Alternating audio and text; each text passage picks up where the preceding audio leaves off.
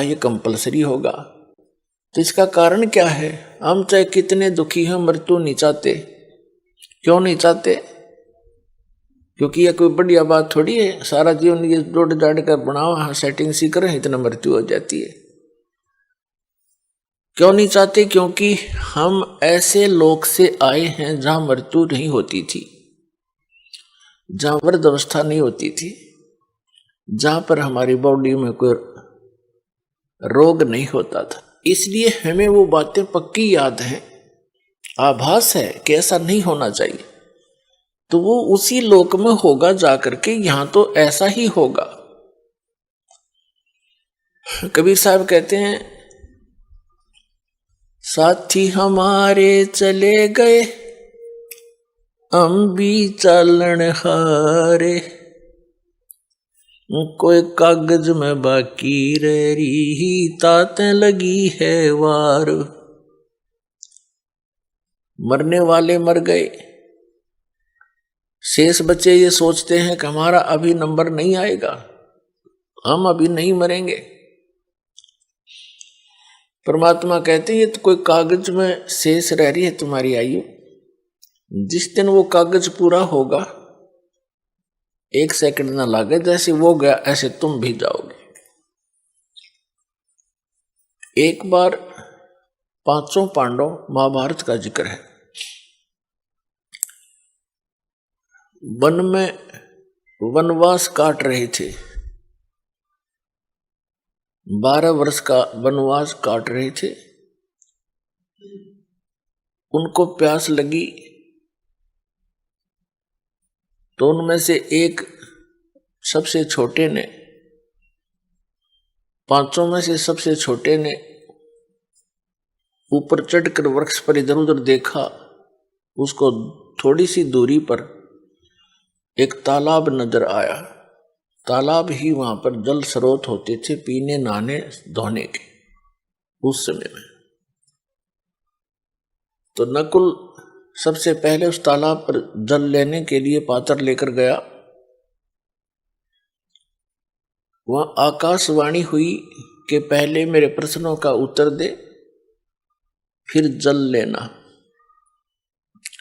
नकुल ने इधर उधर देखा, कोई दिखाई दिया नहीं। उसने जल भरना चाहा, वो वहीं पर मृत्यु को प्राप्त हो गया।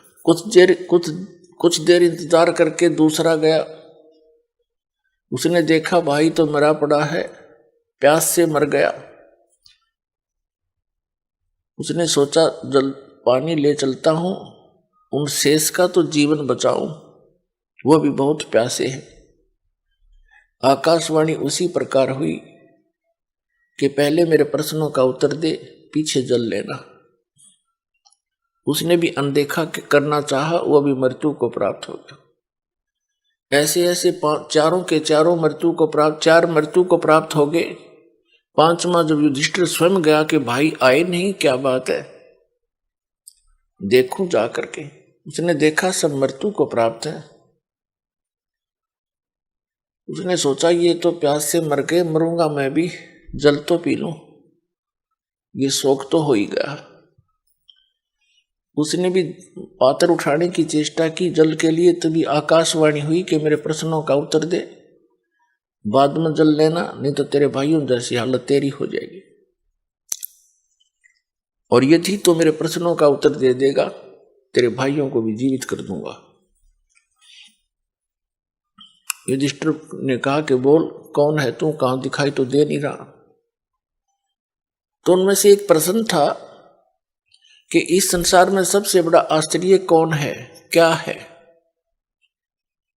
युधिष्ठिर ने उत्तर दिया कि सबसे बड़ा आश्चर्य है कि हम प्रतिदिन सबको मरते देखते हैं, लेकिन अपने मरने की चिंता कभी नहीं करते। तो कहने का भाव यह है पुण्यात्माओं, हम और मर जाओ सारे, पर आप जीवित रहे बस ठीक से। और वो भी तो यही सोच रहे थे, ठीक है फलाना मर गया कोई बात नहीं, उसको ये हो गया था, वो हो गया था, अटकलबाजी सी, और चलो।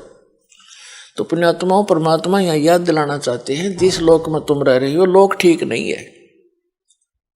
अभी तक आपके पास कोई विकल्प नहीं था, आपको पता भी नहीं था कि इसका कोई समाधान भी है। अब तो कति कंप्लीट कोर्स है और पूरा समाधान है और बहुत ही आसान है। ये सबसे आसान काम था और सबसे जटिल बना दिया इन अज्ञानी संतों, महंतों, आचार्यों और शंकराचार्यों, काजी और मुल्लाओं ने, सबके धर्म गुरुओं ने, तत्व ज्ञान से अपरिचित होने के कारण। कोई हट कर रहा है एक पैर पे खड़ा होकर, कोई दो वैसे खड़ा होकर के, कोई किसी प्रकार कोई कुछ नाम जाप कर रहा है, कोई किसी प्रकार की क्रिया करके अपना मोक्ष मानता है। ये सबसे आसान काम है मोक्ष का, लेकिन हमें मार्ग मिले, सही दिशा ठीक मिल जाए। और अब दिशा ठीक मिल गई। जिस भी महापुरुष को परमात्मा प्राप्ति हुई है, उस परमात्मा ने ही आकर उसको यथार्थ ज्ञान दिया उनको। उनमें से कौन कौन है? आदरणीय धर्मदास साहिब जी, आदरणीय मुल्कदास साहिब जी, आदरणीय नानक देव साहिब जी, आदरणीय दादू दास साहिब जी, आदरणीय गरीबदास साहिब जी, गांव छुड़ानी, जिला झज्जर वाले, आदरणीय गीसा दास जी साहिब जी, गांव खेखड़ा, जिला मेरठ, उत्तर प्रदेश वाले। ये महापुरुष हैं जिनको भगवान स्वयं आकर मिले और उस स्थान पर ले गए जहां वो सुख इस जीव को हो सकता है। और वहां अन्य जो प्राणी हैं, पहले के भक्त हैं, वहां वो कितने सुखी हैं। वह कभी वृद्धावस्था नहीं होती, कभी मरते नहीं, किसी चीज का अभाव नहीं, ऐसा सुंदर शरीर है उनका, उसमें कोई रोग नहीं। तो वो परमात्मा ने अपने गवाह बनाकर वापस छोड़े।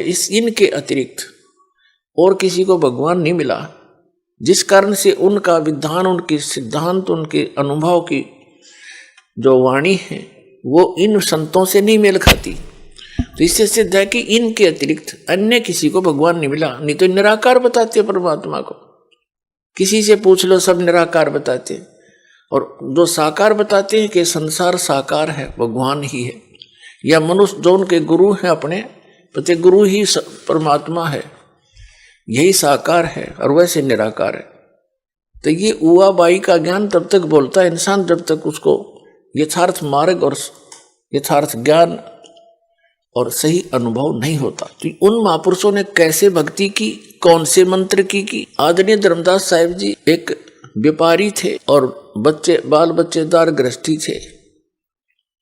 भक्ति करी, साधारण सा मंत्र है, सिंपल वे से इसकी साधना करनी है, बिल्कुल साधारण सी भक्ति है। चलते फिरते, उठते बैठते, काम करते करते, जब भी पहले मानसिक कार्य नहीं होते थे, आजकल तो जैसे कार्यालयों में काम करते हैं, मानसिक कार्य ज्यादा बढ़ा दिए काल ने। शारीरिक कार्य होते थे, कोई भी था, कपड़ा बनता था, कोई जूते बनाता था, और कोई हल जोतता था, कोई मजदूरी करता था। तो ये सब शारीरिक कार्य ज्यादा होते हैं। तो उसमें चलते फिरते, उठते बैठते उस परमात्मा का नाम का सिमरन करना है बस। नाम उठत नाम बैठत नाम सोवत जागबे, नाम खाते नाम पीते नाम सेती लागबे। और किसी भी सदग्रंथ से उठाकर देख ले, जो सदग्रंथ है उन्होंने यही समर्थन दिया है कि परमात्मा का नाम काम करते करते अपना कर्म योगी बनकर भक्ति करे। और काम छोड़कर बैठ गया तो तेरा निर्वाह कैसे होगा, गीता में यहां तक कहा है। तो अब वो मार्ग आपको मिल गया है, इसको स्वीकार करो और कल्याण करा लो, बहुत आसानी से बनेगी बात। अब क्या बताते हैं परमात्मा के साथी हमारे चले गए, हम भी चालन हार, कोई कागज में बाकी रह रही, तात लगी है वार। पतझड़ आवत देख कर बन रोवे मन माही, ये ऊंची टहनी पात थे अब पीले हो जाए। पात झड़नता ये कहे सुन भई तरवर राय, अब के बिछुड़े नहीं मिले ना जाने कहां गिरेंगे जाए। तरवर कहता पात से सुनो पात एक बात, यहां की यह रीति है एक आवत एक जात। परमेश्वर कबीर जी ने अपनी प्यारी आत्माओं को तत्व ज्ञान समझाने के लिए भिन्न भिन्न प्रकार के फार्मूले अप्लाई किए हैं कि ना जाने किसके कौन सी बात चुभ जा और जीवन बदल जाए उसका। अब जैसे कुएं में बाल्टी गिर जाती है, गांव में तकरीबन कुएं अब भी विद्यमान है, पहले सभी जगह कुएं ही हुआ करते थे, ये हैंड पंप वगैरह यंत्र नहीं थे और पानी बहुत गहरे हुआ करते थे, 100 फुट नीचे जल प्राप्त होता था जमीन में। उसके निकालने के लिए एक पात्र बाल्टी होती थी और एक लंबा रस्सा बांधकर उस कुएं में डालते थे, फिर उसको खींचते थे, 2-3 लग के 100 फुट तो खींच के ले जाना पड़ता था, तब जल प्राप्त होता था। और कभी वो बाल्टी टूट कर, रस्सी टूट कर बाल्टी कुएं में गिर जाती थी। उसको निकालने के लिए क्या फार्मूले अपना रखे थे कि 15, 16, 20 हुक इकट्ठे बांध कर उल्टे सुलटे नो करके ऐसे करके उनको रस्सी से बांधकर गुच्छा सा बनाकर और कुएं में डाला जाता था और ऐसे घुमाते थे तो वो बाल्टी एक हुक में उलझ जाती थी, इसको बाहर खींच लेती थी। वैसे तो एक हुक भी पर्याप्त था उसको निकालने के लिए, लेकिन ज्यादा इसलिए डाले जाते हैं कि एक तो इधर उधर घूम जावे, ना लगे उसके कितने फटना हुआ, उड़ जाए नहीं। और 20-22 ऐसे डाल दिए, कोई से मत उड़ जाएगी वह तो पुण्यात्माओं उलझिर वो बाहर आई। तो यहां हम काल के कुएं में पड़े हैं। परमात्मा ने इतना ज्ञान बोला है, ऐसे वचन बोले हैं, ना जाने किस आत्मा को और कौन सा वचन खटक गया, उसी से उद्धार हो गया, उलझ गया उसमें, वो उलझ गया तो निकल गया। तो क्या बताते हैं, जब पतझड़ आते हैं, बसंत ऋतु प्रारंभ होती है, कहते हैं सभी वृक्षों के पत्ते पीले होकर गिर जाते हैं। ये समझो कि जब, तो उस समय का वर्णन बताते हैं, हमारे ऊपर लागू करके बताते हैं कि जैसे बालक है छोटा सा, युवा हुआ, फिर वृद्ध हो गया, सफेद बाल हो गए, तो सफेद बाल हो गए तो यूं सोच ले भी टिकट कटने वाली है, कद्दे कट जाए, ये पहचान है, और हम फिर भी परवाह नहीं करते। परमात्मा कहते हैं कि वो पतझड़ आवत देख के और बन रोए मन माही, ऊंची टेढ़ी पात थे वो अब पीले हो जाएं, नीचे गिर लग रहे पीले होकर। तो फिर क्या बताते हैं, पात जड़नता ये कहे, सुन भई तरवर राय, अब के बिछुड़े नहीं मिले, ना जाने कहां गिरेंगे जाए।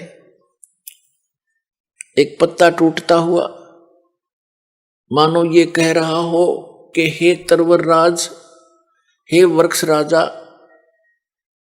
अब हम तेरे से बिछुड़ रहे हैं, ना जाने कहां गिरेंगे, किसी पशु के पैर के नीचे कटेंगे या गंदे नाले में पड़कर सड़ेंगे, ना जाने कहां गिरेंगे। अब तरवर जैसे वृक्ष कह रहा हो उस पत्ते को, तरवर कहता पात से सुनो पात एक बात, यहां की यह है रीति है, एक आवत एक जात। जैसे पत्ते झड़ गए पतझड़ के दौरान, तुरंत ही छोटी छोटी कोपल फूट आती है उस वृक्ष पे, और 10 दिन 20 दिन महीने के बाद फिर वो हरा भरा हो जाता है। और जो पहले ऐसे ही फूटे थे, पत्ते बन गए थे, एक वर्ष उन्होंने फड़फड़ कर लिया, और एक टूट पीले बन होकर टूट के वो भी अब विनाश को प्राप्त हुए। ऐसे ही वो टूट कर गिरे, छोटी छोटी कलियां, फिर छोटे छोटे पत्ते फिर फूट आए, कोपल, और वो भी पत्ते बन जाएंगे, 1 वर्ष के बाद वो भी ऐसे ही विनाश को प्राप्त हो जाएंगे। तो इस संसार को परमात्मा इस काल के लोक को दर्शाना चाहते हैं, यहाँ की व्यवस्था को, कबीर परमेश्वर जी बताना चाहते हैं कि जैसे बच्चे का जन्म हुआ, फिर युवा हुआ, विवाह हो गया, उनके संतान होगी, फिर बच्चों के भी संतान होगी, अपनी मृत्यु निकट आ गई, पोता पोती बच्चे अपना वो कोपल फूट आई, वो बूढ़ा मर जाएगा, बच्चे जवान हो जाएंगे, फिर वो मर जाएंगे, फिर उनके जवान हो जाएंगे। तो परमात्मा यहाँ बताना चाहते हैं कि यहाँ की यह रीति है, एक आवत एक जात। अपने आत्माओं जैसे कोई व्यक्ति सारा जीवन अपने परिवार पोषण में, मकान कोठी बनाने में लगा ही देता है सारा, जिसको ये ज्ञान नहीं वो सारा काम में वो करे आजीवन, बस उतने में ही सीमित रहता है। ये तो सत्संग सुनने से पता लगता है कि हमारा मूल कार्य तो कुछ अन्य था।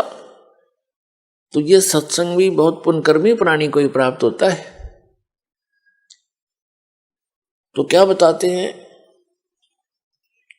कि वो व्यक्ति जो अपने मकान बनाने में, बच्चों का पालन पोषण करने में और बड़ी उनके बीच में प्यार से रह रहा था, सारा जीवन लगा दिया, और फिर मृत्यु की निकट आ गई, कोई रोग हो गया, असाध्य रोग हो गया, परिवार को भी पता लग गया कि इसकी मृत्यु निश्चित है, और स्वयं को भी ज्ञान हो गया। तो फिर वो रह कर सोचता है, भगवान अब क्या होगा मेरा। तो अन्य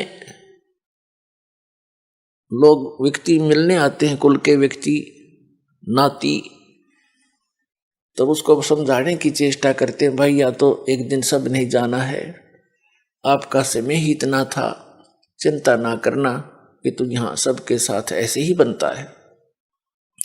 तो कहने का भाव ये है कि ऐसे ही जैसे वो पत्ता टूटता हुआ कह रहा हो,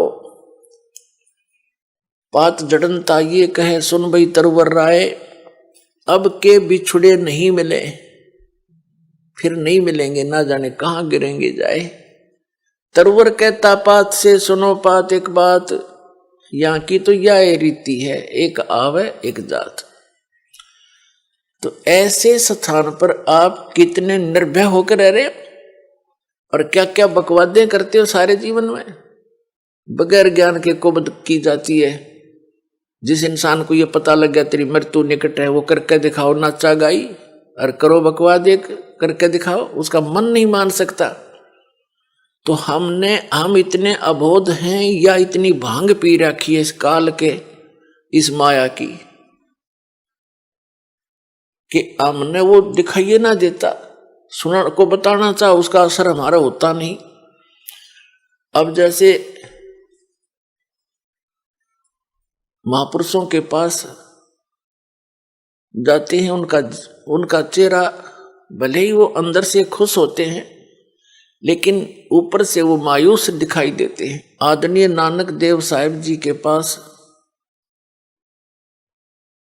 कुछ भक्त गए जाते रहते थे, कुछ नए नए भी जाते हैं, तो वो देखते हैं कि हमने तो साधु संतों के चेहरे बड़े खिले हुए लाल लाल देखे, उनके देखे तो पेट भर थे, ऊपर से दिखे साथ उनको ज्ञान था ही नहीं। अच्छे खावा काजू किस्मस मेवार पेलन डंड 2 किलो पीवा दूध इकट्ठे, उनके तो आप लाल चेहरे होंगे, वो तो काल के पशु है। और जो संत है उन्हें तो टाइम पास करना मुश्किल हो जाता है यहाँ पर, जब ज्ञान हो जाएगा। तो नए नए भक्त जाते थे, वो पूछते हैं कि महाराज जी आप हमें कभी खुश नजर नहीं आए, आप ऐसे रहते हो जैसे आपका कोई चीज गुम होगी हो, मायूस रहते हैं। तो नानक जी ने कहा कि ना जाने काल की कर डारे और किस विध ढल जा पासावे, और जिनाते सरते मौत खुड़क दी उन्होंने केड़ा हासा। कहा करते महात्मा कि तुमने ज्ञान कौन बालको, हमें अपनी मौत दिखाई देती है। 1 मिनट में 1 सेकंड में ना जाने काल के बिजली गिर देर किस क्षेत्र में डाल दे। सामने ठीक ठाक सोए थे, उड़ीसा में एक बार साइक्लोन आया था, ये बहुत जबरदस्त, पानी, समुद्र का जल हवा के वेग से 30-40 फुट ऊंचा उठकर अरे से चल पड़ता फुल स्पीड से, 200 किलोमीटर प्रति घंटा की स्पीड से। और वो इतना प्रेशर से चलता है, जिस क्षेत्र में से गुजरता है उनके मकान मकोन सबको तहस नहस कर, और जो जितने भी उसके अंदर होते हैं सभी पानी में डूबकर मर जाते हैं। उनको कहीं इधर उधर जाने का समय नहीं मिलता।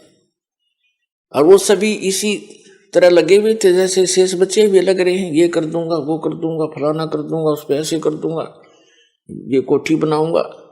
जो बनाना था वो प्रारंभ भी नहीं कर पाते।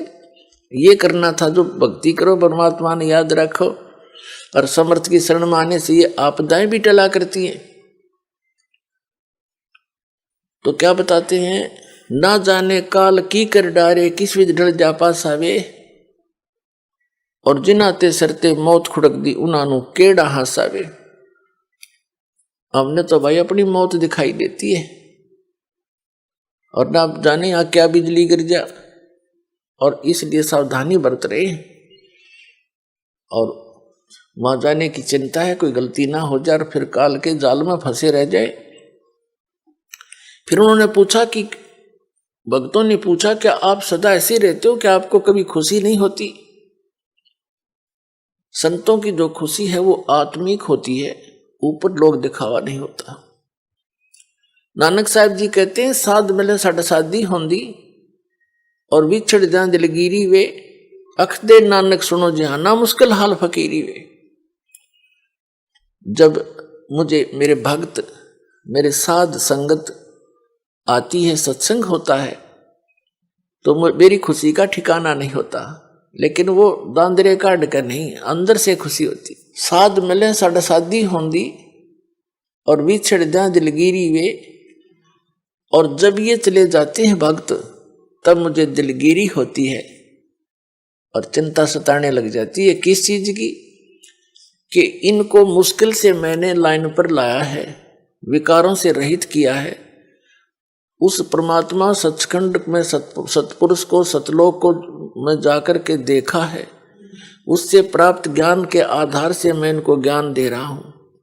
क्योंकि आदरणीय नानक देव साहिब जी पहले हिंदू धर्म में जन्मे थे, श्री राम कृष्ण के कट्टर पुजारी थे, और ब्रजलाल पांडे के पास वो गीता पढ़ा करते थे, उनसे दीक्षा ले रखी थी। जब परमात्मा आए उनको सतलोक लेकर गए, सचखंड बेई नदी से एक साधु रूप में आए थे, जिंदा महात्मा के रूप में, परम अक्षर पुरुष सतपुरुष, और उनको साथ लेकर सतलोक गए, सचखंड फिर वापस छोड़ा था। 3 दिन तक वो अचेत कहीं गुप्त रखे थे, उनका शरीर आत्मा को लेकर गए थे।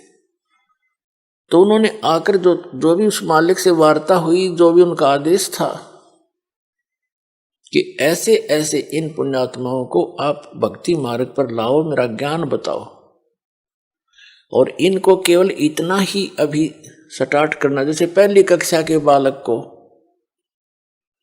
वो ABCD ही सिखाई जाती है, ए आ ईड़ा उड़ा ये सिखाए जाते हैं, इसे आगे वो ग्रहण भी नहीं कर सकता। तो उस समय भगत समाज की ये स्थिति थी कि एकदम एक समाज से हटकर अलग से कोई क्रिया करना कोई बालकों का खेल नहीं होता। पूरा हिंदू समाज विरोधी बन गया, वो पांडे भी विरोधी हो गए, खुद पिता भी कालू राम मेहता जी भी विरोधी हो गए उन नकली गुरुओं के बहकाने सिखाने से कि ये तो ब्रह्मा विष्णु महेश को भी नहीं मानता, ये तो शंकर जी की पूजा भी नहीं मानता, ये इससे ऊपर भगवान बताता है, नास्तिक पैदा हो गया। लेकिन उन्होंने परवाह नहीं की, आंखों देख रहे, कौन माने उनको तुरुआ की बता। फिर जिसने आंखों देखा भगवान को सारा, तो इसलिए वेदों में वर्णित है कि वो सतपुरुष स्वयं आता है यहाँ, अपने अच्छी आत्मा को मिलता, जो दृढ़ भक्त होते हैं तो उसको अपने से परिचित कराता है, उनको उपदेश देता है।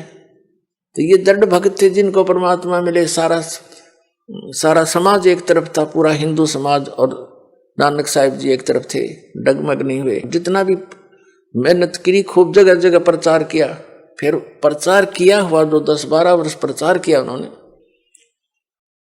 तो ऐसी बात नहीं, कुछ एक व्यक्ति पुण्यात्मा उनके ज्ञान से परिचित हुए, लेकिन बहुत कम। फिर वो एक स्थान पर रहने लगे, अपने घर पर ही 16 वर्ष अपने घर पर रहे। फिर अपना खेती का कार्य भी करते थे और सत्संग भी करते थे। तो भगत जन आने लगे, वहां सत्संग सुनने लगे। नानक साहब जी कह रहे थे कि भाई इनको मुश्किल से दिशा दी है, और जब ये यहाँ से जाते हैं सत्संग सुनकर, मुझे इनकी चिंता सताने लग जाती है कि कोई काल का दूत इनको फिर से भ्रमित ना कर दे, परमात्मा के बच्चों को फसल में कोई कीड़ा ना लग जा। और जब ये वापस आ जाते हैं एज इट इज अगले सत्संग में, तो मेरी खुशी का ठिकाना नहीं रहता कि मेरी फसल परमात्मा का बाग सुरक्षित है। साध मिले साड़ी शादी होंदी, विछड़ जा दिलगिरी वे, अख दे नानक सुनो जिहाना, मुश्किल हाल फकीरी वे। कि यह भक्ति बड़ी मुश्किल बना दी, क्योंकि सत्य ज्ञान देने वाला एक, मिसगाइड करने वाले अनेक। तो एक उस समय एक की बात को स्वीकार करना हंसी खेल नहीं होता। वहां से जाते ही कोई कुछ कह रहा है, कोई कुछ कह रहा है, वाह भाई वाह, तुम कहां से ले आए कबीर भगवान, तुम कहां से ले आए ये ज्ञान, ये नाम। तो इसलिए रह रह कर सत्संग में आने से दृढ़ हो जाते हैं, प्रमाणों से परिचित हो जाते हैं, तो फिर वो भक्त सॉलिड हो जाते हैं, डगमग नहीं होते। तो हम इसलिए भय नहीं मानते अन्यों को मरते हुए देखकर भी, क्योंकि हमें तत्व ज्ञान नहीं, हम बालक जैसे हैं। 10 बच्चे हों छोटे छोटे और खेल रहे हो, साथ में गड्ढा हो, 10 के 10 गिर जाएंगे उसमें। एक गिर गया, दूसरा भी खेलता खेलता तीसरा भी, क्योंकि उनको पता है नहीं ये मर रहे हैं, तू बच जा। उनकी इतनी बुद्धि काम करती ही नहीं। तो आज जब तक आपको ये तत्व ज्ञान नहीं होगा, आप उस स्थिति के बच्चे हैं। अब इस ज्ञान से आपकी बुद्धि विकसित होगी, फिर डर लगेगा, डर लगेगा तो उसका समाधान भी होगा। तो इसी प्रकार परमात्मा हमें ये ज्ञान कराना चाहते थे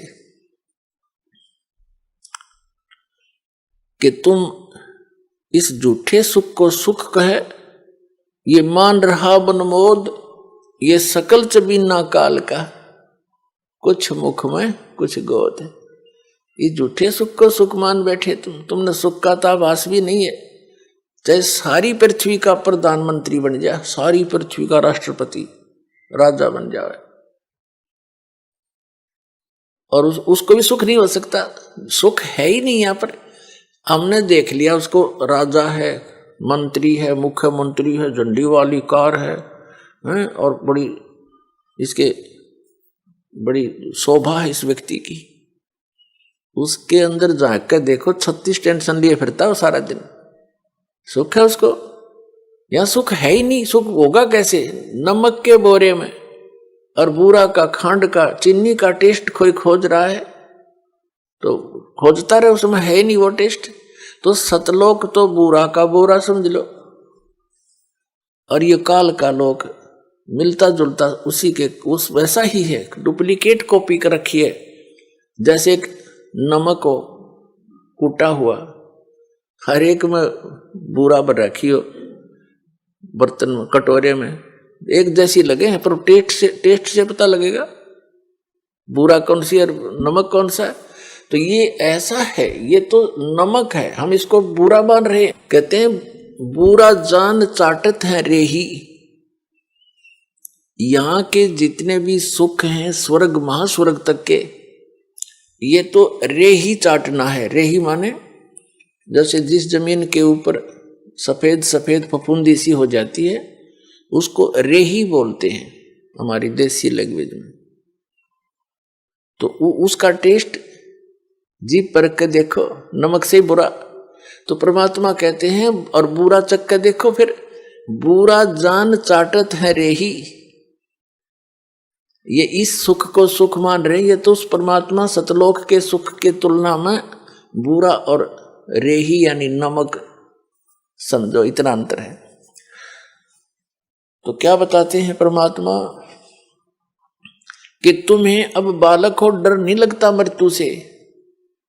तुम ये सोच रहे हो नहीं, आदमी 100 वर्ष तो जीवित रहता ही है व्यक्ति, और जो यही आशा लेकर जी रहा था 20 वर्ष का मर गया, कोई 30 का मर गया, कोई 5 वर्ष का मर गया, उसको तो हम इत्तेफाक मानते हैं। तो वो इत्तेफाक क्या आप पर लागू नहीं हो सकता? वहां बुद्धि काम करती नहीं, क्योंकि हम अबोध बालक हैं। तो उसके लिए इस ज्ञान की आवश्यकता पड़ती है। फिर आपकी रुचि न्यारी बनेगी समाज से, और आपका रह रहकर सत्संग माने को दिल करेगा। जब आपकी रुचि संसारिक बकवादों से हटकर बीड़ी, शराब, मांस, तमाकू, नाचा गाना, बेमतलब की चोरी, हेरा फेरी, जारी और रिश्वतखोरी, इनसे हटकर आप सही लाइन पर आओगे तो अन्य व्यक्तियों को फिर अच्छे से नहीं लगोगे, न्यों कहेंगे मूर्ख हो गया। तो जब कोई विभाग में कार्य कर रहा व्यक्ति है और वो अपनी बुराई छोड़ देता है, रिश्वत लेना भी त्याग देता है, तो अन्य उसके साथी जो पहले जिस रंग में वो रंगा हुआ था उसी में वो तभी है, वो मजाक बनाते हैं, बुद्धि भ्रष्ट होगी इसकी, ये रिश्वत भी ना लेता, शराब भी छोड़ दी, बीड़ी भी ना पीता, तीसरे दिन सत्संग में जा है, मूर्ख है। तो परमात्मा कहते हैं जो भगवान के ज्ञान से अपरिचित हैं उनको तो हम मूर्ख दिखे, और हमने वह कति मूर्ख दिखे, वो किस आशा को लेकर जी रहे हैं। बिन उपदेश अचंभ है क्यों जीवत है प्राण, और भक्ति बिना कहाँ ठोर है ये नर नाही पाषाण। भक्तों की दृष्टिकोण तो ये बन जाता है कि बिन उपदेश अचंभ है, जो जिन्होंने नाम नहीं ले रखा, ज्ञान नहीं सुन रखा, अचंभ है, आश्चर्य है, वो क्यों जीवित हैं, किस लिए जी रहे हैं, वो क्या आशा लिए बैठे हैं। और भक्ति बिना कहाँ ठोर है ये नर नहीं, ये तो पत्थर है। अब फिर क्या बताते हैं कि संत भक्त जब इस बात से परिचित हो जाते हैं, परमात्मा के ज्ञान पर दृढ़ हो जाते हैं, वो संसार की दृष्टि में मूर्ख दिखाई देते हैं। उनके विषय में परमेश्वर क्या बताते हैं, अकल अलूने दीखते ये सर्व अकल के मूल, सदा रटे हरि नाम को ये झूल अनहद झूल। संसार को जो ये अकल अलूने दिखते हैं, अकल अलूने माने बिना अकल के आदमी, और ये तो सर्व अकल के मूल, ये सभी बुद्धि के, अकल के, ज्ञान की जड़ है इनके पास, इन्हें सब कुछ जान लिया। और लोग इसने अकल अलूने के हैं, बिना अकल के सत्संग में जाते हैं, पैसा बर्बाद करते हैं, काम छोड़ देते हैं, हर दो सारा दिन वही घर पे रहते हैं, सारा कुछ सारा जीवन उसी पर लगा देते हैं। एक झटका लगते ही 50,000 की हानि हो जाती है, कोई भैंस मर जाती है, फसल नष्ट हो जाती है, कोई बच्चा बीमार हो जाता है, वो गया सारा कमाया। और हम परमात्मा की शरण में आएंगे, ये घटनाएं बचेंगी हमारी, तो हमें तो लाभ हो यार, परमात्मा मिलेगा वो अलग से लाभ हमारे को। तो कहने का भाव ये है कि वो वहां पर रहते हैं और तो भी हानि हो जाती है, और परमात्मा की शरण में जो आते हैं, सच्चे दिल से चलते हैं, उनके वारे न्यारे होया करें। जब भक्ताएं कहानी होगी फिर भक्ति कौन करेगा, जरूरत नहीं फिर भक्ति की, आगे खड़ा पाओगा परमात्मा। बहुत से ऐसे प्रमाण हैं, लेकिन हम उनको थोड़ा सा अवॉइड ही कर लेते हैं कि ऐसा तो वैसे भी हो गया होगा, ऐसा हो गया होगा। एक भक्त बता रहा था जी, मैं उधर से तो सत्संग का समय आ गया और खेत में सिंचाई भी करनी अनिवार्य थी,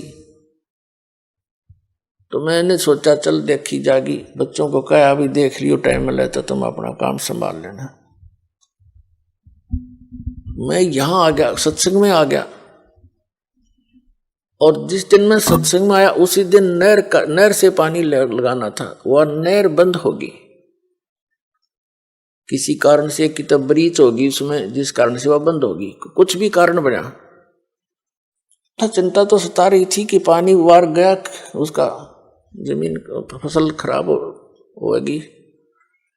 कोई बात नहीं, परमात्मा और देगा कि तय कहे, क्योंकि ज्ञान यहाँ आने से बहुत सांत्वना मिलती है इस आत्मा को जो सदा भटकती रहती है। सत्संग सुनकर 2-3 दिन वो गया, फिर वापस पता चला कि उस दिन नहर नहीं आई, पानी ही नहीं था।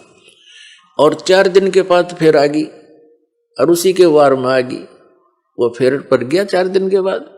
तो ये चाहे इत्तेफाक हो, पर उसका दृढ़ पक्का विश्वास हो गया कि सचमुच भगवान जो चाहे सो कर दे। तो इस तरह की घटना हमारा गेल घटा करेंगी, क्योंकि भगवान ऐसा ही काम करता है। अपने जन के लिए कहते 100 साल सिद्धर मैं करूं अपने जन के काज, एक मेरे ऊपर विश्वास तो करके देखो। एक प्रमाण है कि एक संत परमात्मा कबीर जी का भक्त था, और परिवार बड़ा हो गया, उसमें सेटिंग हुई नहीं उस समय, क्योंकि और लोग मानते नहीं थे। वो केरला हिमालय का बच्चा था, घर में भक्ति बन नहीं पा रही थी। उसने जाके एक एकांत स्थान पर वहां जल का देखकर व्यवस्था सी, और वहां अपना झोपड़ी डाल ली। वहां से फल फूल लावे, तोड़ के खावे, और अपना भक्ति करे, दिन रात साधना कर रहा था। एक दिन वो बीमार हो गया, और उसने सिद्धांत सा बना रखा था कि पहले मैं मुंह धोऊं, हाथ पैर मुंह धो करके फिर अपना अन्य काम करूं, ऐसा नियम था उसका। जब तक वो हाथ पैर मुंह कुरला वगैरह ना कर लेता था, तब तक उसने अपना नियम बना रखा था। बाकी जैसा भी, तो वो अन्य कार्य नहीं करता था, कुछ आहार भी नहीं करता था। वो एक बार बीमार हो गया, चलने में असमर्थ हो गया, और उसको नीचे जाकर के, काफी नीचे, पहाड़ से नीचे उतरकर ऐसे ऐसे घूमकर तालाब में जाना पड़ता था। वहां हाथ पैर मुंह धोता था, स्नान करता था, प्रतिदिन का उसका कार्य था। उस दिन वो ऐसा नहीं कर पाया, तो उसने बहुत चिंता बनी, और कसक के साथ मालिक को याद किया, है परमात्मा, आज तक आपने इस दास को कभी भी ऐसे नहीं रहने दिया। आज मैं विवश हो गया, और मैं हाथ पैर मुंह नहीं धो सकता, मैं कुछ खाऊं भी नहीं गा। ये सोचकर उसने दृढ़ निश्चय करके अपना लेट गया। 1 दिन बीता, 2 दिन बीता, 3 दिन, तीसरे दिन देखा परमात्मा ने कि शायद ये अट्ठी आदमी पर भगत सच्चा है। बाकी इस तरह की आंट लानी नहीं चाहिए भगत ने। फिर भी क्या किया मालिक ने, इतनी वर्षा कर दी, इतना पानी बरसा दिया, कुछ ही समय में पूरी पृथ्वी पर जल हो गया। अब वहां जल तभी पहुंच सकता था जब पूरी पृथ्वी पर 200-300 फुट पानी खड़ा हो जाए। वो जहां उसकी झोंपड़ी थी पहाड़ के किनारे के ऊपर, वहां तक जल जब जा सके था उसके, और वो उठ के चल नहीं सकता, तो सब जगह भर दिया, कति फुल कर दिया। पानी उसकी झोंपड़ी के पास आकर किनारे पर डट गया, जिससे उसके हाथ जा सके। उसने देखा हो भगवान ने बड़ी दया करी, हाथ पैर मुंह धोया, कुछ खाया पिया। खाने पीने के बाद उसकी चेतना ठीक हुई, उसने देखा सारा जल ही जल। बोले फिर वो रोने लग गया दूसरी तरफ से, भगवान मुझ नीच के कारण सारी दुनिया मर गई, हे परमात्मा मैं पाप का भागी बन गया दाता, अब मुझे जिया नहीं जागा, ये पाप देखा नहीं जागा। फिर वो दूसरी तरफ से रोने लग गया। 2 सेकंड के बाद परमात्मा ने क्या कर दिया, एज इट इज, जो जहां भी काम कर रहा था, जैसे परिवार था, न्यू का न्यू, और पानी के आसपास की तो निशान भी नहीं, और वो छक्या बैठा।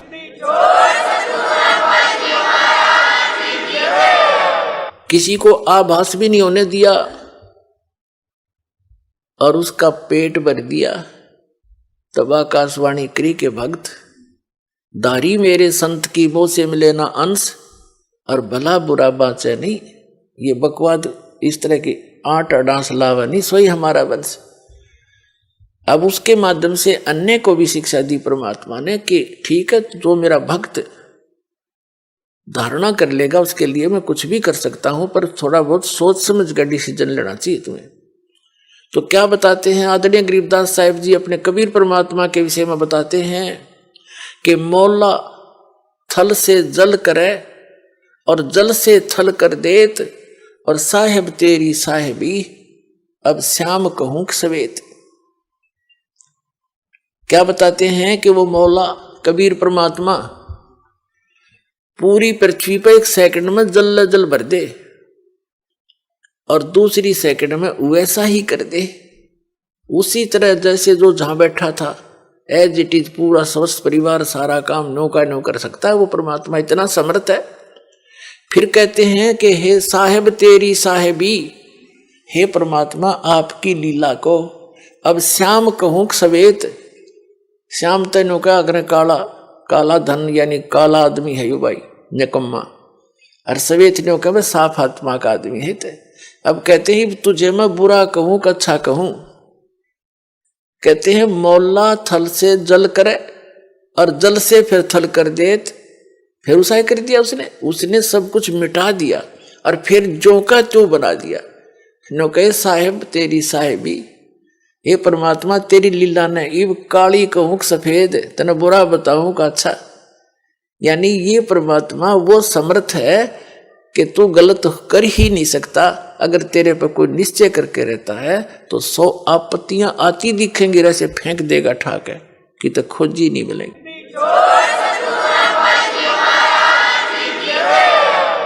तो परमात्मा याद दिलाते हैं कि अकल अलूने दिखते, ये भक्त दुनिया नहीं से दिखे बॉलीवुड से पागल से, तीसरे दिन दर थैला ठा गए बरवाला में के दर रखे ने, और कहते हैं अकल अलूने दिखते ये सर्व अकल के मूल। ये तो सब ज्ञानों की जड़ है, सब बुद्धिमानों के बुद्धिमान है, इनके जड़ है इनके पास बुद्धिमता की। और सदा रटे हरि नाम ने ये झूले अनंत झूल, ये तो निश्चित तो कर रहे हैं परमात्मा की भक्ति कर रहे हैं। और 2 रोटी दाता ने देनी है भाई। प्रथम तो हम भूल चुके हैं कि जो किस्मत में वही मिलेगा। ये तो आम व्यक्ति जो भक्ति ना भी कर रहा है उसने भी नोट कर लेनी चाहिए, जो लिखा है वही मिलेगा। इससे ज्यादा एक कहते मासा घटे ना तल बधे विद ना लिखे जो लेख। और फिर भी हम कोशिश करते हैं अपनी बकवाद सोच से हम उस परमात्मा के नियम को चेंज करना चाहते हैं। परमात्मा ही कर सकता है उस नियम को चेंज। आप इस कबीर परमात्मा की शरण में आने के बाद पूर्ण संत के माध्यम से फिर आपकी वो आपके भाग्य में ना होगा कोई वस्तु आपको हो सकता है तो भी देगा वो मालिक। मासा घटे ना तल बधे विद ना लिखे जो लेख, और सच्चा सतगुरु मेट कर ऊपर मार दे मेघ।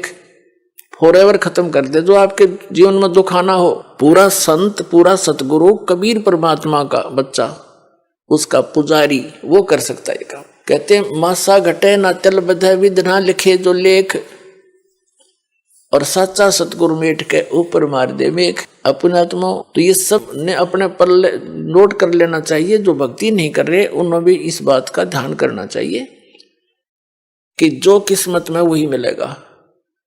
हम चोरी करके हेरा फेरी मिलावट करके कुछ भी बकवाद करके धन प्राप्त करेंगे वो आपको घनी हानि करेगा, और वो धन रहेगा नहीं और पाप ज्यों के तो रह जाएंगे।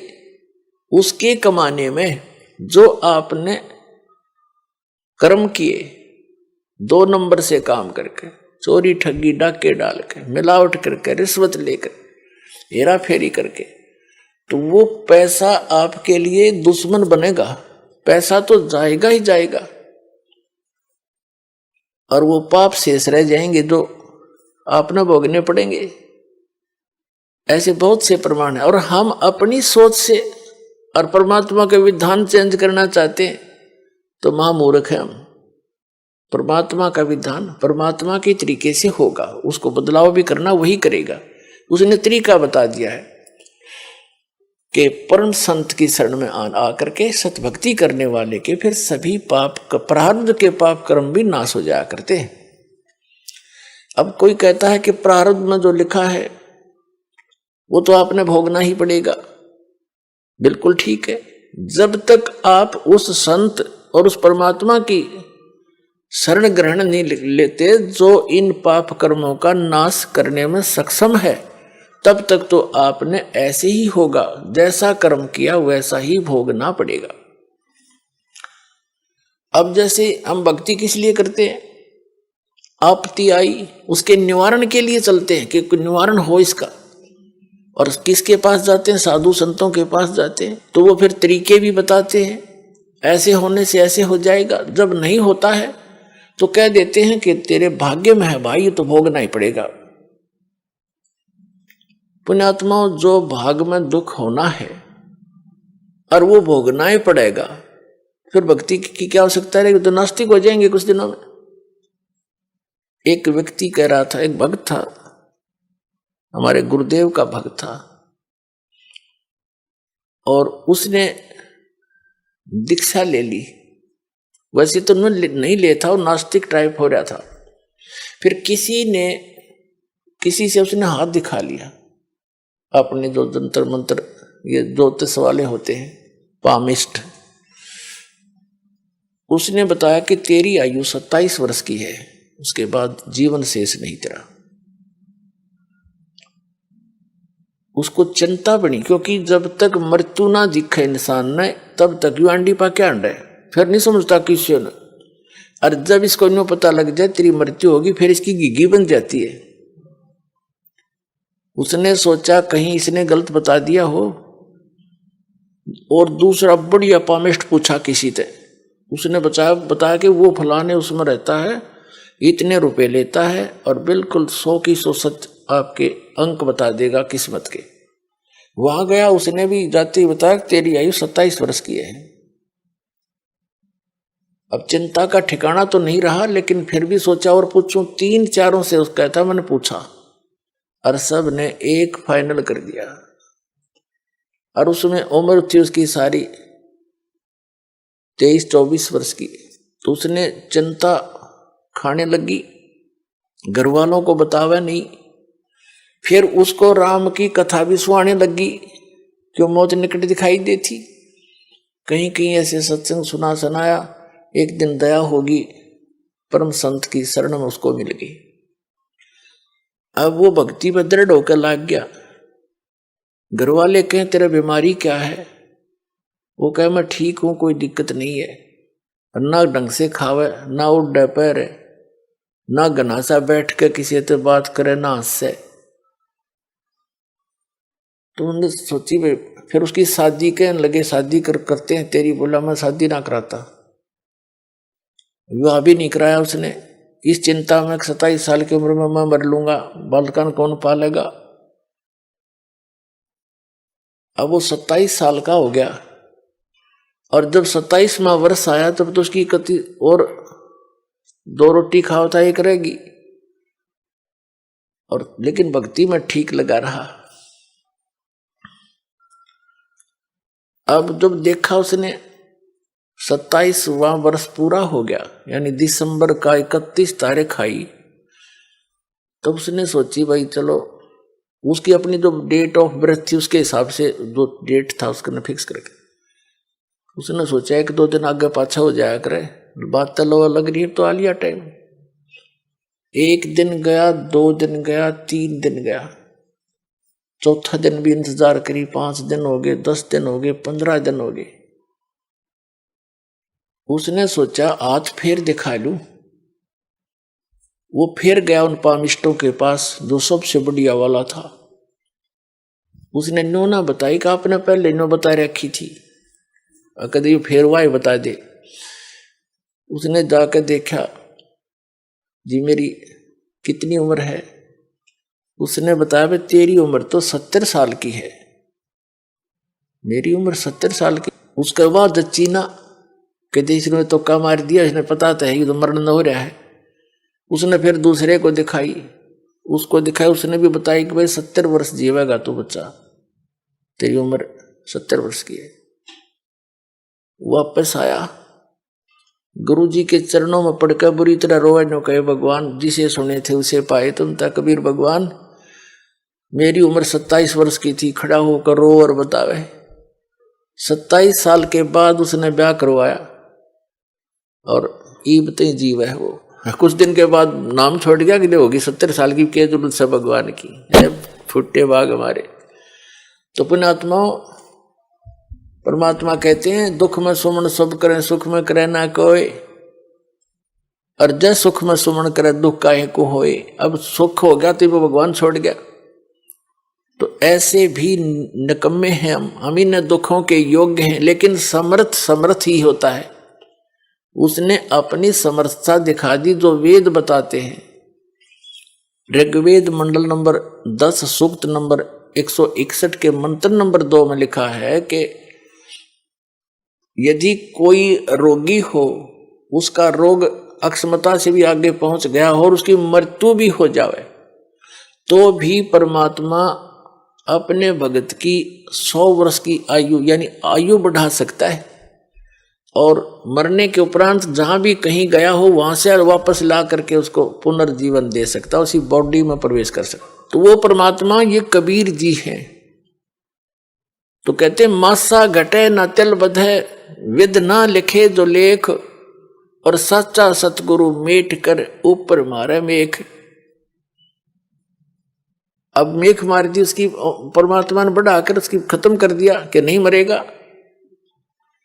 और ये है समर्थ की शक्ति। लेकिन हम सत्संग के अभाव से फिर विचलित हो जाते हैं। उसने अपना फिर जीवन नाश कर लिया मूर्ख ने। वो फिर हमारे गांव में ब्याह गया था, 27 साल का हो रहा था, और हमने उसका खूब याद है ये बातें। तो पुण्यात्माओं,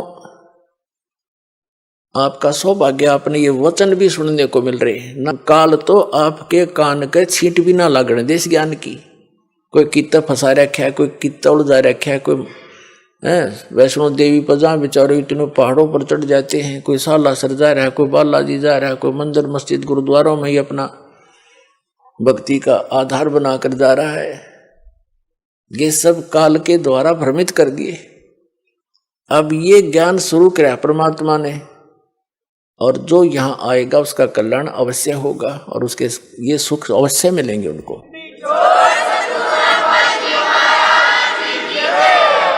जैसे प्रसंग चल रहा था कि सबको मालूम है, ये तो सभी मानते हैं कि भाई बुरे का फल बुरा ही होता है, लेकिन डर निकल गया हमारा। डर कब निकलता? जब हमें ज्ञान नहीं रहता। अब हम अपनी मर्जी से, अपने व्यवस्था से भगवान के विधान को त्याग कर स्वयं अपने कर्म के लेख को चेंज करना चाहें, कभी नहीं हो सकता। जिस समय कंस ने अपनी बहन देवकी का विवाह श्री वासुदेव जी से किया, श्री कृष्ण जी के माता पिता थे वो, और कंस उनका मामा था, तो उसने बड़े प्यार से अपनी बहन का विवाह किया, और उसको सी ऑफ करने के लिए अपनी नगरी की सीमा तक छोड़कर आते थे। स्वयं रथ को चला रहा था, और दोनों उसके बहनोई और बहन रथ के पीछे बैठे थे। रास्ते में आकाशवाणी होगी कि तेरे मारने वाला कंस तेरी बहन की कोख से पैदा होगा, उसका 8वां पुत्र तेरी मृत्यु का कारण बनेगा। अब देख अकल की कमी है। एक तरफ तो कंस ने वह आकाशवाणी साची मान ली कि 8वां पुत्र होगा तेरी बहन का, वो तेरी मौत उसके हाथों है। ये तो अटल मान ली उसने सच्ची होगी। फिर जो सच्ची मानी तो उसने फिर उसको बदलने के तरीके अपनी सोच से अपनाए, अज्ञानियों की सलाह से। वहीं से रथ को वापस मोड़ लाया और उनको दोनों को मारने लगा। अब अपनी मौत तो इतनी प्यारी, और बहन और दामाद उस बनोई की मौत उसने कुछ भी ना समझी, अकल के हीन ने। तब उन दोनों ने प्रार्थना की कि भाई, उसकी बहन कहने लगी भाई मुझे मारे ना, क्यों बहन भाई का लगाव न्यारा ही होता है। भले ही वो इस बात को सोच रहा था, फिर भी बहन की इस पुकार को पर उसने जोर देना पड़ा। कुछ रजा मालिक की थी कि तू ऐसा कर, हमें मारा मत, हमने यहां नजरबंद कर ले दोनों को। जितनी भी संतान होगी हम तुझे दे देंगे, तो जो चाह वो कर लिए भाई। तो उसने सोच ली ठीक है, मेरी 7वीं संतान 8वीं तक तो मार दूंगा, 8वीं के बाद होगा इनके भाग की, उसने यहां तक सोच ली। तो उनको रख लिया, चल बहन को मारने का भी पाप बच गया। फिर लग गया नवजात शिशुओं को मारने, दुष्ट ने 9 मार दिए, 8 7 मार लिए, और 8वें को मारने लग गया। वो आकाश में उड़कर चली गई, जबकि लड़का कहा था वह लड़की थी। बुद्धि फिर भी ना काम करी।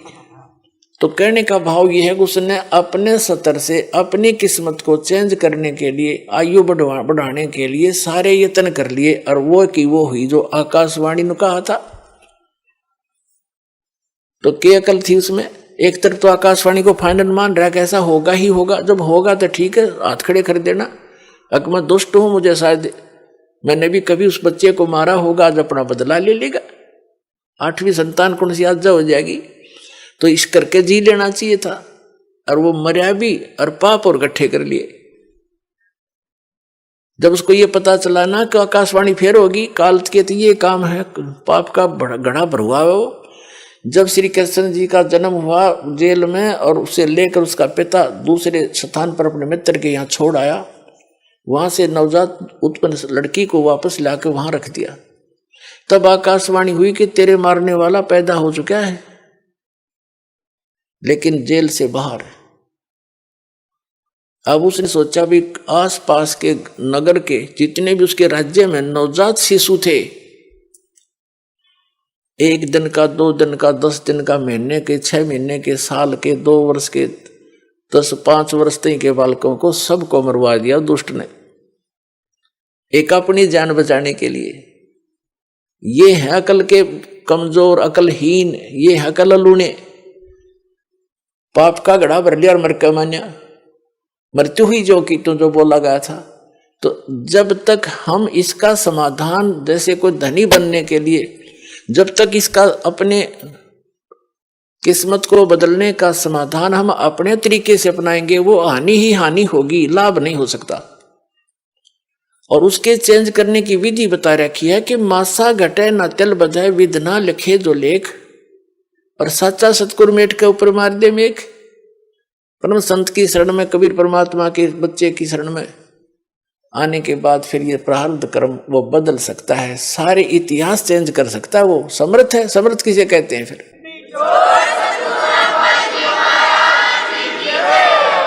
अपने आत्मा परमेश्वर हमें याद दिलाते हैं कि तुम यहां के वासी नहीं हो, और वो परमात्मा स्वयं ही चलकर आते हैं, हमें यथार्थ ज्ञान बताते हैं। जैसे आप जी सत्संग में आते हैं, महीने, 2 महीने, 10 15 दिन, महीने, 4 महीने में तकरीबन सभी आ लेते हैं। तो अन्य व्यक्ति तो ये सोचते हैं कि ये कितना हानि करते हैं, किराया लगता है, काम छोड़कर जाते हैं। पुण्यात्माओं, आप जी को ये ज्ञान होना चाहिए कि आप जहां से चलते हो और यहां तक जो भी आपका किराया भी लगता है, वो भी परमात्मा के पुण्य में है, आपका धर्म में लग रहा है वो पैसा, वहां से लेकर यहां तक। और जो दान धर्म करते हैं, आपको वो तो डायरेक्ट दिखाई देता है कि मैंने दान डाला है, मेरा पुण्य हो गया, लेकिन वहां से यहां तक आने और जाने का जो आपका किराया है, वो भी आपके धर्म में लिखा जाता है। अब बगैर ज्ञान के हम ऐसे उलझे रहते हैं, अपने आप धनी बनने के लिए 100 तरीके अपनाते रहते हैं। परमात्मा कबीर जी कहते हैं, कल्पे कारण कौन है, कर सेवा निकाम, मन इच्छा फल देऊंगा जो पड़े मेरे ते काम। कि मेरे सतर का, जो भगवान के सतर का तेरा कोई ऐसे कार्य आवेगा, कोई आपत्ति आवेगी, तो फिर कहता है तू चिंता ना करना, तेरा मन इच्छा फल दूंगा तुझे, यदि तू परंतु रहना पड़ेगा तूने मेरी मर्यादा में। भगत की कैसी मर्यादा है? भगत और जगत का आपस में मतभेद सदा से रहा है। इसका कारण क्या है?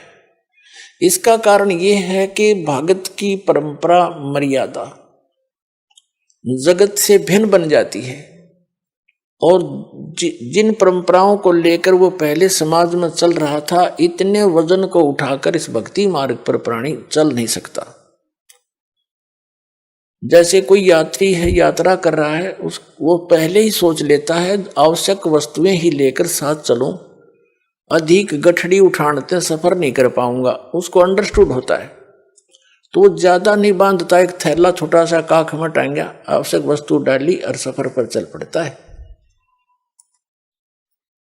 जो भक्त बन गया वो परमात्मा के मिलने वाले मार्ग पर चल पड़ा, और जो भक्त नहीं बना वो वहीं बैठा अपने घर पे,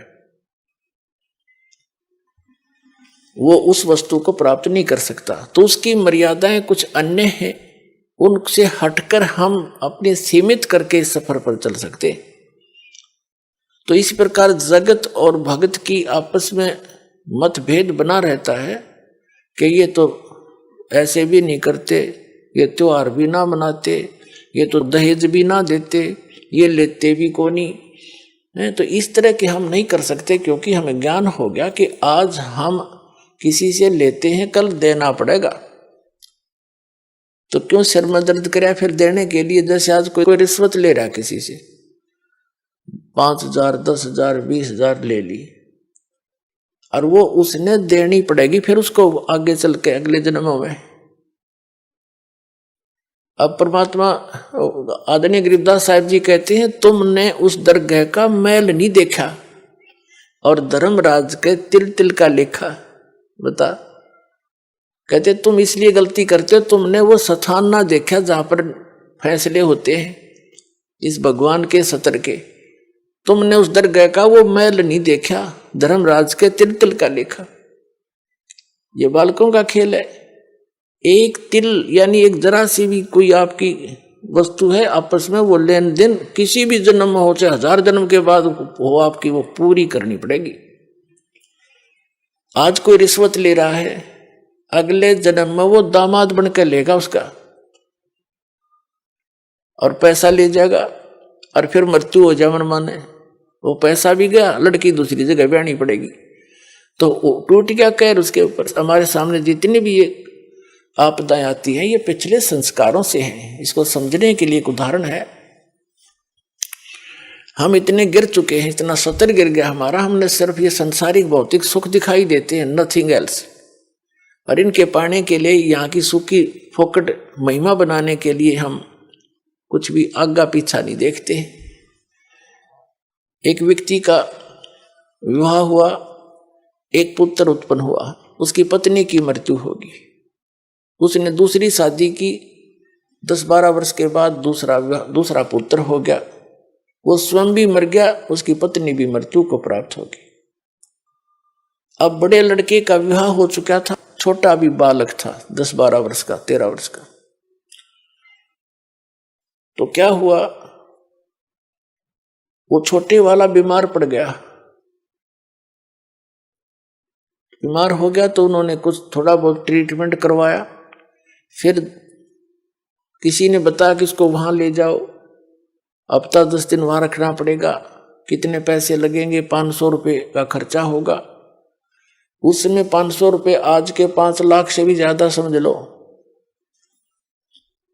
तो उन्होंने विचार किया कि 500 रुपये वहां लगा देंगे, और फिर इसने ये मृत्यु को तो निकट है, ये मर जा तो बढ़िया, सारी संपत्ति इसकी हमारे नाम आवेगी, काम आवेगी।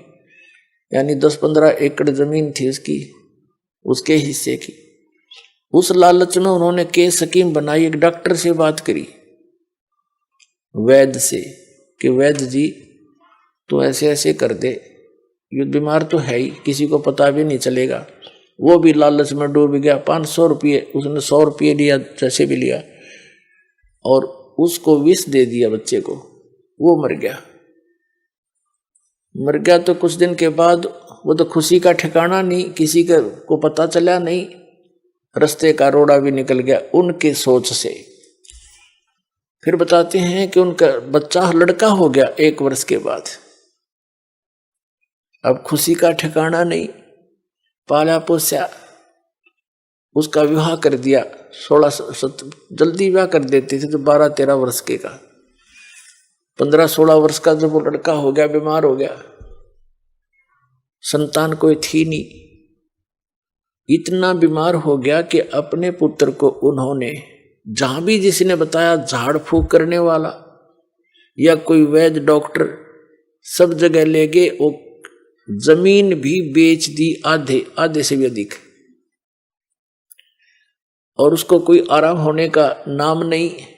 एक दिन वो उसका पिता बैठा, लड़का लेटा हुआ चारपाई पर, कति अस्थि पिंजर शेष था। तब उस लड़के ने कहा कि भाई साहब, अपने पिता की तरफ मुंह करके कहा, भाई साहब। अब उसने सोचा तो कति इसकी बुद्धि भी खत्म हो ली, मुझे भाई कहने लग गया। कहा कि भाई साहब मेरी लकड़ियों की व्यवस्था कर ले और एक कफन तैयार कर ले। वो कहता है बेटा मैं तेरा बाप हूं, मैं तेरा पिता हूं, भाई नहीं हूं। बोला नहीं तो मेरा भाई है। अरे सुन ले राम कहानी, मैं तेरा वही भाई हूं जिसको तूने विष देकर मारा था। और किस लालच में कि यह संपत्ति तेरे नाम हो जाएगी। यह संपत्ति भी मेरी आली सारी तूने बेच बेच कर मेरे ट्रीटमेंट पर लगा दी है। अब केवल तेरा मेरा हिसाब एक कफन और लकड़ियां का रह रहा कर ले त्यार। तब उसकी वह बुद्धि के सक्रिय खुल गए। अगर सचमुच मैंने तो नाश करया, भाई मारा और संपत्ति भी गई। रोन लग गया आंखों में पानी भर के। तो वो लड़का कहने लगा भी रोन दौड़ तो कुछ ना पाखंडी, तो अपनी तैयारी पकड़े। अब उसने उस समय विवेक आया कि भाई ठीक है, जैसा इस नीच ने करया मेरे तो आगे आ गई। इबोर तो संतान मेरा हो को नहीं, इकलौता पुत्र था तो मरेगा, मेरा तो वंश नष्ट हो गया। जिसा मुझे मैंने किया ठीक मिला मुझे तो। पर एक बात और बता दे, जो या तेरी पत्नी है, तेरी मृत्यु के बाद अब इसको जीवित जलाया जाएगा, क्योंकि सती प्रथा थी उसमें।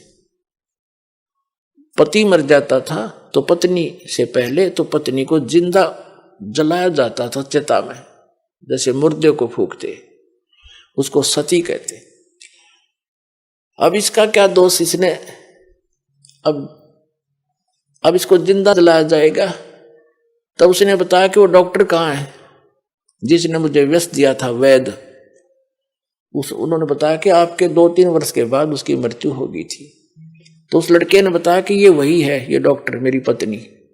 अब ये भी भोग लेगा अपने करे हुए को। तो पुण्यात्माओं, ये भले ही आपने कथा लगती हो, पर विधान है परमात्मा का। यो तुमने उस दरगाह का मैल नहीं देखा और धर्मराज के तिल तिल का लेखा, एक एक पाई पाई का हिसाब होगा वहां पर। तो इस प्रकार हमने परमात्मा पर विश्वास करके, और जो साधना दास बताता है इसको करके देखो, और फिर लाभ देखिए उस परम पिता के। आपकी किस्मत से न्यारे देने लगेगा आपने, आप सोच भी नहीं सकोगे भगवान, हम तो सुना करते भगवान ऐसा कर देता है, पर और आज हो रहे हैं हमारे साथ। आपके कई दिन में समझ में नहीं आओ यू हुआ कैसे, यू कार्य कदे सोच भी ना सकते, यू तो किसी तरह भी होने का नहीं था, और ऐसे कर देगा आसानी से, आप सोच भी नहीं सकते। और फिर आपका विश्वास और दृढ़ होगा, ऐसे भक्ति में लग जाओ। जैसे परमात्मा ने एक एग्जाम्पल दिया, खुद मालिक ने आकर, कुल धनी ने, कबीर भगवान ने, कबीर परमेश्वर काशी में एक धानक बनकर रहा। अब परमात्मा का विधान है कि वो शंभु है, उसकी लीला में लिखा है, वो उसके गुणों में लिखा है। और वो सतलोक से, सचखंड से, जहां भी वो रहता है, हम उसको किसी भी नाम से उस स्थान को पुकारते हैं। अमरलोक कहो, सतलोक कहो, उसको झूलोक कहो, तो वहां से रहता है वो परमात्मा। नर आकार है, राजा के समान वहां बैठा है, सिर पे मुकुट है, सिर पे छत्र है, सफेद वस्त्र है, सफेद कलर है, सफेद ही उसका प्रकाश निकल रहा है उनके शरीर से। करोड़ सूर्य मिला दे, करोड़ चंद्रमा एक रोमकूप की इतनी शोभा है।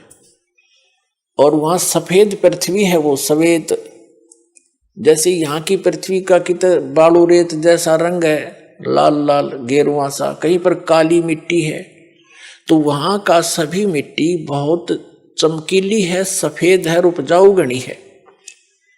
उस सतलोक ऐसा स्थान है, एक पृथ्वी है। और ये नकली जितने भी सतलोक के गुणगांव हैं, सचखंड बतावे हैं, ये राधा स्वामी पंथ, जय गुरुदेव पंथ, बिहानी जनोद वाला पंथ, ठाकुर वाला पंथ, किसी ने देख ले, कबीर पंथियों को देख लो, इस दास के अतिरिक्त कोरी उआ बाई बकरे, और जय गुरुदेव पंथ, और ये सच्चा सौदा सरसा वालों का, और जगमाल वाली वाला पंथ, ये सभी वहां कहते हैं वहां तो प्रकाश ही प्रकाश है, चेतन प्रकाश है। और मुक्त जीव वहां जाकर उसमें मिल जाती, लीन हो जाती है, बस जाकर बूंद समुद्र में। एक आधा चतुर कबीर पंथी कहता है आत्मा तो डॉट रूप में रहती है, बिंदु बिंदु। खाक देखा उन्होंने परमात्मा को, मूर्ख बना रखा। तो ये सभी अभी तक भ्रमित थे, इनका अनुभव निल था, इनका भक्ति विधि सही नहीं थी, इनका ज्ञान भी गलत था, इनके मंत्र भी गलत थे। पांचों नाम काल के जाप करें, बात करें सतलोक जान की। कहते हैं जैसे किरका जहर का। अभी आपको उदाहरण दिया, उसने कैसा जुल्म किया, अपना भाई मार दिया, किस लालच में? यह सारी जमीन मेरा रह जाएगी, वह जमीन रही नहीं, संतान कुल नाश हो गया, और पाप धरे रह गए न्यो के न्यो। तो ये सचकर मान लिए, कोई वैसे सिंपल एग्जाम्पल मात्र नहीं है, ये गॉड गिवन ज्ञान है, उसके कबीर परमात्मा का बताया हुआ, आंखों देखा उन महापुरुषों का बताया। ये कोई डूम बाट के गीत ना समझना। बहुत युगों से आप दुख पा रहे हो, और इसी काल के झंझट में उलझ पुलझ कर यही मर जाते हो। तो क्या बताते हैं, जैसे किरका जहर का, एक भी किसी का पाई भी लेना, बिल्कुल आपको विष दिखाई देगा, फिर कौन खाओगा उस विष को? कि तुमने उस दरगाह का मैल नहीं देखा और धर्मराज के तिल तिल का देखा। हर पाई पाई का हिसाब होगा वहां पर। तो इसमें तो बहुत बड़ा बखेड़ा बन जाएगा आपके लिए। तो बुद्धिमान व्यक्ति फिर उसका निकट नहीं जा सकता। अबोध बालक जहर चाहे सारा खा जा, लेकिन ज्ञान होने के बाद व्यक्ति विष के निकट नहीं जाता। तो जब तक आप अबोध थे, खाते रहे विष, मरते रहे, गधे कुत्ते बनते रहे, ये विष है। ऐसे संकट भोगने पड़ते हैं अपने को। और जो बुद्धिमान हो गए वो तो इसका निकट भी ना आते। जैसे भक्ति के मार्ग में बहुत ही सीमित सामान लेकर चलना चाहिए। ये परमात्मा स्वयं आकर के भक्ति दृढ़ करते हैं कबीर परमेश्वर जी। एक समय ये कहीं प्रकट हो गए थे, वहां रह रहे थे एक संत रूप में। उनके शिष्य हुए एक रंग का, एक बंका। एक उनकी लड़की थी, उसका नाम था वंका। और उसी समय उन्हीं के पैरल हुए श्री नामदेव जी, जो छिपा जाति में उनका जन्म था, बड़े महापुरुष हुए। तो पुण्यात्माओं, जैसे हम अन्य संतों के चमत्कार देखकर, उनसे हुई कुछ आध्यात्मिक लीलाओं को देखकर हम उनको परम संत मानकर वहीं तक सीमित हो गए, फिर उनकी समाधि पूजन लग गए यादगारों को। अब वो संत बचपन से ऐसे लीला होती थी उनसे, और उनके इतिहास में लिखा है कि छोटे ही बचपन में से ही उनके ऐसे ऐसे भगवान की तरफ से बहुत से उनके बेनिफिट मिले। तो वो पिछले जन्म के पुण्यकर्मी प्राणी थे, पार हुए नहीं, वो फिर दोबारा आगे जन्म लेकर। तो उनकी बचपन से ही वो भक्ति की जो चमत्कार थी, वो चिंगारियां फट रही थी। कुछ दिन में डिस्चार्ज हो जाती, खत्म हो जाती वो, कुछ दिनों के बाद फिर वो चले जाते ऐसे ही अपना कर्म बिगाड़ कर। उन्हीं में से ये एक नामदेव जी थे। बचपन से ही उनकी पिछले संस्कारों से, पुण्यों से बहुत से ऐसे लाभ हुए। एक बार विठल भगवान की पूजा करते हैं महाराष्ट्र के अंदर। तो विठल भगवान की एक मूर्ति बना रखी होती है। विष्णु है विठल, वैसे विष्णु को विठल मानते हैं। विठल विष्णु जी के अवतार थे। उनकी मूर्ति बनाकर पूजा करते हैं, उनको भोग लगाते हैं और पीछे आप भोजन करते हैं। तो एक बार नामदेव जी के छोटे से थे, उनके पिता ने कहा, बेटा हमने कहीं बाहर जाना है, कई दिन माना पड़ेगा, तुम भगवान को भोग लगाना ठाकुर जी को, और पीछे दूध पीना। पहले भगवान को भोग लगाना ठाकुर जी को, विठल जी को, और फिर पीछे ग्रहण करना, अन्यथा पाप लगेगा। बच्चे का बहुत जल्दी असर होता है इन बातों का। माता पिता चले गए, पहले से पैदल जाते थे, पैदल आते थे, 3 दिन जाने में, 1 दिन वहां रुक के 3 दिन आने में लग गए, जैसे भी 1 हफ्ते में आए। अगले दिन नामदेव जी ने नहा धोकर दूध का कटोरा भर के और विठल भगवान की मूर्ति का आगे रख के, जैसे माता पिता करते थे, पर्दा लगा के खड़ा हो गया, भगवान भोग लगा लो, भगवान भोग लगा लो। थोड़ी देर में पर्दा उठाया, जो का दो रखा कटोरा, नहीं दूध लगाया, नहीं पिया। अब उसके माता पिता क्या करते थे कि कटोरा रख के ऐसे करते थे, विठल भगवान दूध पी लो, पर्दा लगा देते थे। एक आली सी में मूर्ति रखी थी, उसका पर्दा ला रखा था, और थोड़ी देर में उठा के अपने आप सारे दूध में मिला के और पी लेते थे। और बच्चे को इन्हों पता नहीं था कि विठल जी दूध ना पीते, उन्हें सोचेगा जी घूंट भर लेते होंगे भगवान, तभी माता पिता लाते हैं। उन्हें देखा भगवान ने तो दूध ना पिया, उस दिन भी फिर खुद भी रोटी ना खाई। भगवान आप भोग नहीं लगाओगे तो मैं भी नहीं खाऊंगा, आदेश है मेरे पिताजी का। अगले दिन फिर रख दिया दूसरा भर के, उस दिन भी ना पिया, रोटी नामदेव जी ने भी नहीं खाई। अब तीसरा दिन निकला, बालक मरण हो गया। अब उस समर्थ परमात्मा, यानी उसके पिछले पुनों से ऐसे लीला होती है। आए दाता उस विठल वाली मूर्ति का आगे बैठ गए, छोटे से बन के, और नामदेव ने कहा भगवान जब तक भोग नहीं लगा लोगे तेरा दास टूक टूक ना तोड़े, मरूं चाहे जीऊं, मैं तो बेशक मर जाऊं। तभी आस्था देखी भगत की, भगवान ना आके और दूध पी गया, चढ़ चढ़ पूरा कटोरा पी गए। नामदेव कूदता फिरे, आज राजी हुए मेरे भगवान। नामदेव जी की खुशी का ठिकाना नहीं, आप भी दूध पिया, छक्कर रोटी खाई, अकाद प्रसन्न हो गए मेरे भगवान, मेरे से कोई रोटी बन गई थी। अब रोज पीवे, रोज दर्दे दूध सामने पीवे गट गट, और फिर मूर्ति सी दिखे। उनके माता पिता आए, उन्हें चिंता थी, बालक है कहीं भगवान को भोग ना लगाया। वो नाते पूछा बेटा क्या विठल जी को भोग लगाया था? माता जी ऐसा बना, 3 दिन तो इन्होंने कुछ नहीं खाया पिया, और मैंने भी नहीं खाया पिया। क्या करा कि मैं दूध रखूं, भगवान ने ग्रहण नहीं किया। मैंने सोचा आपकी याद में दुखी हो रहे होंगे, परमात्मा नहीं पिया होगा, और या मुझसे कोई त्रुटि होगी। तो तीसरे दिन भगवान ने, तीसरे चौथे दिन जैसा भी भगवान ने दूध पिया, नहीं पहले भोग नहीं लगाया 3-4 दिन, और मैंने भी खाना नहीं खाया, मरने को हो गया था। अब बच्चे के मुंह की तरफ देखे वो माता पिता, ये क्या बोल रहा है, क्या कैसे भोग लगाया बेटा तेने कि भगवान को भोग रख। 3 दिन तो इन्होंने पिया नहीं, चौथे दिन पी लिया दूध, सचमुच। हाँ, उन्हें सोची लड़का बकवाद करे है, इसने कोई भोग भाग नहीं लाया। क्यों मालूम था दूध पीता नहीं, मूर्ति पत्थर का दूध पिया करे। वो तो मुंह कर लागे छीटा फिर आप उठा लाया करते थे। उन्हें सोची बकवाद कर रहा है, कितना भोग भाग नहीं लाया, खेलता रहा बालकों में। ने बोला साची बता, न तने घड़ेंगे हम, झूठ बोले तू तो भोग नहीं लगा। भगवान पत्थर थोड़ा, मूर्ति थोड़ा दूध पीती है। अगने नहीं दूध पिया, मेरे सामने पिया। उनको और पक्की दचकी झूठ बोला सारी लड़का। ने बोले भाई तू झूठा गणा हो गया नामदेव, और हम तेरे से बात नहीं करते, तेने तो भोग लगा नहीं हमारे भगवान को। वो कहने लगे हमारे सामने लगा के दिखा कैसे दूध पिया। उन्हें प्रतिदिन जैसा करता था, पूरे रूटीन से धोया, कटोरा दूध का भरा और रख दिया। हे भगवान मेरे माता पिता के विश्वास नहीं हो रहा दाता, भोग लगाओ। उसी समय मूर्ति से हाथ से निकले नू कचिया कचिया, और पकड़ कर उनके सामने, माता पिता के सामने गट गट दूध पी गया।